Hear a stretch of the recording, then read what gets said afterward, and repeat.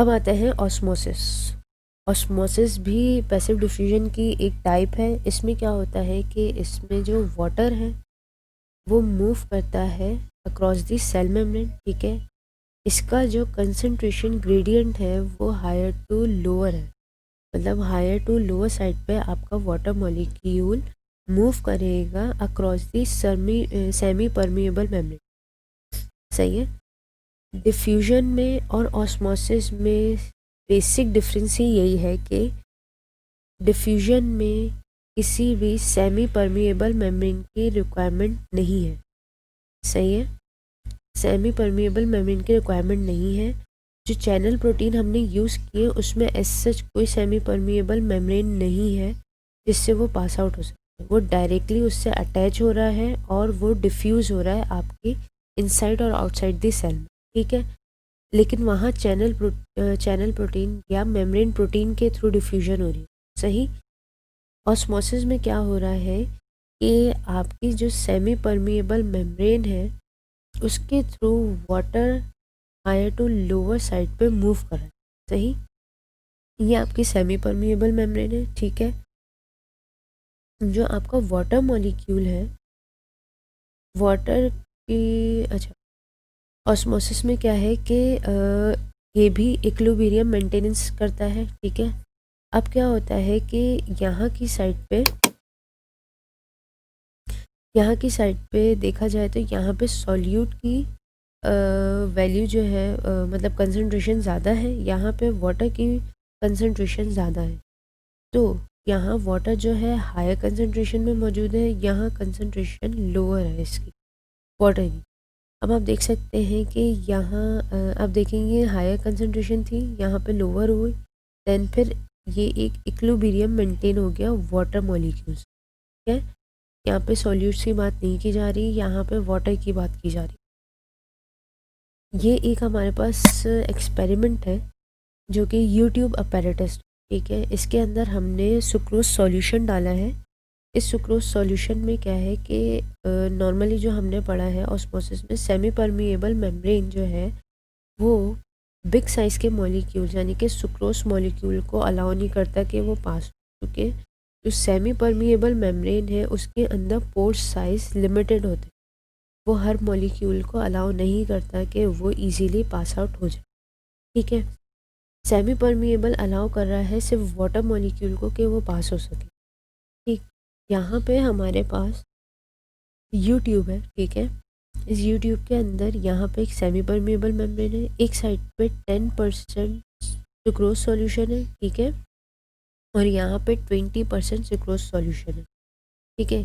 यहाँ पे 10% sucrose solution का मतलब है कि 10 ग्राम जो है 1 ml ऑफ वाटर के अंदर डिज़ोल्व है, ठीक है। और यहाँ पे 20 ग्राम ऑफ सुक्रोज जो है वो डिज़ोल्व है 100 ml, ठीक है। तो कंसंट्रेशन हमारे पास कहाँ ज़्यादा हुई? कंसंट्रेशन हमारे पास वाटर की यहाँ ज़्यादा हुई और यहाँ कम है। तो क्या होगा, हमारा जो वाटर है वो यहाँ से मूव करके इस साइड मूव कर जाएगा। आप सेकंड पिक्चर्स में देख सकते हैं। इस सेकंड पिक्चर में वाटर की जो कंसंट्रेशन थी वो इस तरफ ज़्यादा थी, सही है, और यहाँ पे कम थी। तो वाटर यहाँ से मूव होके यहाँ की तरफ चला गया, ठीक। यहाँ इस तरीके से जो हमारी इक्विलिब्रियम है वो हमें अचीव हो गया। ये एज अ रिजल्ट, यहाँ देखें, as a result water will move through the partially permeable membrane by osmosis from the arm with the 10% sucrose solution higher water potential, ठीक है, to the arm with the 20% sucrose solution lower water potential until the water potential of the sugar solution in both the arm are the same। मतलब equilibrium condition जब तक नहीं आती तब तक हमारा जो वाटर की मूवमेंट है वो होती रहेगी, ठीक है। The net movement of the water molecule, net movement यानी कि दोनों तरफ पे इक्वेलिटी मेंटेन हो गई है, ठीक है। The net movement of the water molecule is from left to right, ठीक है, लेफ्ट टू राइट मूव कर रहा है ना। Has the right arm has a higher water level at the end of the experiment, ठीक है। Level की बात की है कि यहाँ पे जो लेवल है वो इक्वल दिखा रहे थे, लेकिन अगर परसेंटेज मतलब सॉल्यूशन की क्वांटिटी के हिसाब से देखा जाए तो 10% मीन्स 100 ग्राम का सुक्रोज जो है 10 ग्राम का सुक्रोज जो है वह 100 ml के सॉल्यूशन में डिज़ोल्व है, यानी कि जो 10 मॉलिक्यूल समझ लें, 10 मॉलिक्यूल सुक्रोज जो है वो 10 मॉलिक्यूल ऑफ वाटर में डिज़ोल्व हुए। तो यहाँ पे हमारे पास 90 मॉलिक्यूल वाटर के मौजूद है, ठीक है। और यहाँ अगर दूसरी तरफ देखा जाए तो 20 मॉलिक्यूल सुक्रोज जो है हमारे पास वो 100 मॉलिक्यूल के वाटर में डिज़ोल्व है, सही है। तो देखा जाए तो जो 20 मॉलिक्यूल है सुक्रोज के वो 20 मॉलिक्यूल ऑफ वाटर के साथ डिज़ोल्व है। तो देखा जाए तो वाटर जो है हमारे पास यहाँ पे 90 है, ठीक है, 90 मॉलिक्यूल मौजूद है, और यहाँ पे 80 मॉलिक्यूल मौजूद है, क्योंकि यहाँ पे 10 मॉलिक्यूल जो है वो 10 मॉलिक्यूल ऑफ वाटर के साथ डिज़ोल्व है सुक्रोज के, और यहाँ पे 20 मॉलिक्यूल सुक्रोज के 20 मॉलिक्यूल ऑफ वाटर के साथ डिज़ोल्व। तो यहाँ पे रिमेनिंग 90 मॉलिक्यूल मौजूद है और यहाँ पे 80 मॉलिक्यूल मौजूद है वाटर के, ठीक है। तो हमारा वाटर जो है वो मूव करेगा higher concentration to lower concentration, इसलिए वाटर यहाँ से मूव करके यहाँ पे आए। तो यहाँ पे हमारे पास इक्विलिब्रियम मेंटेन हुआ, सही। ऑस्मोसिस प्लांट सेल में किस तरीके से होती है, हम 3 मीडियम यूज़ करेंगे ऑस्मोसिस में प्लांट सेल के लिए। एक है आइसोटोनिक, एक है हाइपोटोनिक, एक है हाइपोटोनिक, ठीक है। आइसोटोनिक में ये है कि एक मीडियम हमने लिया है, उसके अंदर हमने प्लांट सेल को पुट किया। मीडियम हमारे पास ये है कि उसमें 1000 मॉलिक्यूल्स वाटर मॉलिक्यूल्स हैं, ठीक है, और 100 मॉलिक्यूल हमारे पास सॉल्यूट्स के, ठीक है, वो उसमें डिज़ोल्व हो गए। इनसाइड द सेल देखा जाए तो इनसाइड भी सेम सिचुएशन है, सेल के 1000 मॉलिक्यूल वाटर के हैं और 100 मॉलिक्यूल सॉल्यूट के डिज़ोल्व हुए हैं। इस सिचुएशन में ये है कि ना मूवमेंट होगी आउटसाइड द सेल, ना मूवमेंट होगी इनसाइड द सेल, ठीक है। इसमें ये है कि इस टाइप की सॉल्यूशन को हम आइसोटोनिक सॉल्यूशन कहते हैं, जिसमें इक्विलिब्रियम के मेंटेनेंस हो, ठीक। जहाँ तक बात आती है हाइपोटोनिक की, इसमें हमने एक मीडियम लिया जिसमें हमने अपना सेल पुट किया। आउटसाइड दिस सेल हमारे पास सॉल्वेंट क्वांटिटी जो है वो ज़्यादा है, यानी कि सॉल्वेंट की कंसंट्रेशन, यानी कि फ्री वाटर हमारे पास ज़्यादा क्वांटिटी में है। अगर हम इनसाइड द सेल देखें तो वो उसके अपोजिट होगा, यानी कि सॉल्यूट की कंसंट्रेशन ज़्यादा है लेकिन वाटर की कंसंट्रेशन कम है।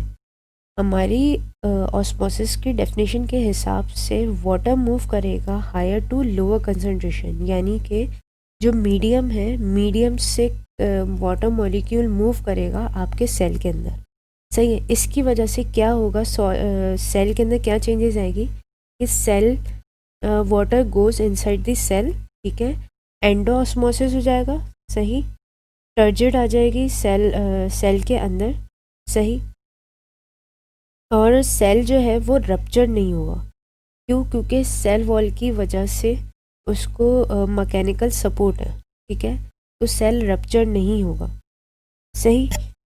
अगर इसके अलावा अगर हम हाइपरटोनिक सॉल्यूशन देखें तो उसमें क्या होगा कि हाइपरटोनिक सॉल्यूशन का मतलब कि आउटसाइड द सेल जो मीडियम है उसमें सॉल्यूट की क्वांटिटी ज़्यादा है, ठीक है, और इनसाइड द सेल वाटर की क्वांटिटी ज़्यादा है, ठीक है। अब हमारी जो डेफिनेशन है उसके हिसाब से वाटर मूव करेगा हायर टू लोअर कंसंट्रेशन, यानी कि water inside the cell outside move करेगा, ठीक है। इस तरीके के प्रोसेस को हम एक्सो ऑस्मोसिस कहेंगे। इसमें क्या होता है कि सेल जो है वो फ्लैसेट हो जाता है, यानी कि वाटर जो है वो मूव कर जाता है आउट ऑफ द सेल। तो अंदर के जो पार्ट्स हैं, यानी कि अंदर की जो सेल मेम्ब्रेन के जो कंटेंट्स हैं, जैसे कि ये वैक्यूल है, वैक्यूल जो है वो नॉर्मल से स्मॉल साइज यानी कि श्रिंक हो जाता है। श्रिंक होने की वजह से जो आपके कंटेंट्स हैं वो जो है सेल वॉल से डिटैच हो जाते हैं, जिसकी वजह से सेल वॉल से डिटैच होने की वजह से प्लाज्मोलाइज्ड हो जाता है, और ये प्रोसेस जो है वो प्लाज्मोलाइसिस करा देता है सेल की। ठीक है, ये प्रोसेस रिवर्स हो जाता है कि अगर इसमें वाटर प्रॉपर क्वांटिटी में आ जाए तो हर चीज़ अपनी प्रॉपर कंडीशन में आ जाती है। ऑस्मोसिस प्लांट सेल में इस तरीके से होता है। अगर यहाँ देखें हाइपोटोनिक सॉल्यूशन में, हाइपोटोनिक सॉल्यूशन में हमने बात की थी कि वाटर क्वांटिटी जो है वो हमारे पास बाहर ज़्यादा होगी, जिसकी वजह से हाइपो में वाटर क्वांटिटी ज़्यादा बाहर की तरफ होगी, आउट ऑफ द सेल। ठीक है, और इनसाइड द सेल कम होगी, तो वो मूव करेगा और वाटर और सेल के अंदर सेल को स्वेल कर देगा। ठीक है, टर्जिडिटी क्रिएट्स कर देगा सेल के अंदर। ठीक है, इसी तरीके से हाइपरटोनिक सॉल्यूशन में क्या होगा कि हमारा जो वाटर कंटेंट है इनसाइड द सेल वो ज़्यादा होगा और आउट ऑफ द सेल कम होगा। क्या होगा, lower to high, higher to low वो मूव करेगा और सेल की कंडीशन प्लाज्मोलाइसिस हो जाएगी। इस तरीके से ये श्रिंक हो रहा है, श्रिंक होती के साथ ही सेल वॉल से डिटैच हो रहा है। सही है, इस तरीके से हाइपोटोनिक ऑस्मोसिस हो रही है प्लांट सेल के अंदर। ये आता है एनिमल सेल के अंदर। ऑस्मोसिस एनिमल सेल के अंदर आइसोटोनिक सॉल्यूशन वही सेम चीज़ है कि इनसाइड और आउटसाइड सॉल्यूशन की कंसंट्रेशन जो है वो इक्वल होगी। ठीक है, हाइपोटोनिक के हिसाब से देखा जाए तो इनसाइड दिस सेल जो है वो सॉल्यूट्स की कंसंट्रेशन ज़्यादा होगी, यानी कि ये हाइपर होगा। ठीक है, और आउटसाइड दिस सेल जो है वो हाइपोटोनिक होगा, यानी कि वाटर क्वांटिटी ज़्यादा होगी। सही, जिसकी वजह से वाटर मूव करेगा हायर टू लोअर कंसंट्रेशन, जिसकी वजह से सेल आपका स्वेल करेगा और एक टाइम आएगा कि ये रप्चर हो जाएगा, जिसको हम साइटोलाइसिस कहते हैं। ठीक है, दूसरी तरफ हमारे पास हाइपोटोनिक सॉल्यूशन है। ये इसमें क्या है कि हमारे सेल के अंदर हाइपो होगा, यानी कि वाटर की क्वांटिटी ज़्यादा होगी। ठीक है, और आउटसाइड जो है वो सॉल्यूट की कंसंट्रेशन ज़्यादा होगी, यानी कि वाटर कंसंट्रेशन कम होगी। तो हमारा जो वाटर है वो हायर टू लोअर मूव करेगा। आप देख सकते हैं कि बाहर के जो सॉल्यूट्स हैं वो अंदर की तरफ मूव नहीं कर रहे, लेकिन वाटर के सॉल्वेंट्स जो हैं वो बाहर की तरफ मूव कर रहे हैं। सही, तो इस प्रोसेस को हम सेरिनेशन कहेंगे, और सेल हमारा जो है वो फ्लैसिड हो जाएगा, यानी कि एग्जिट ऑफ वाटर हो जाएगा, उसमें श्रिंकेज आ जाएगी, और इस प्रोसेस को हम सेरिनेशन कहेंगे। ठीक है, आरबीसीज में श्रिंकेज होना, उस प्रोसेस को हम सेरिनेशन कहेंगे सिर्फ आरबीसीज के अंदर।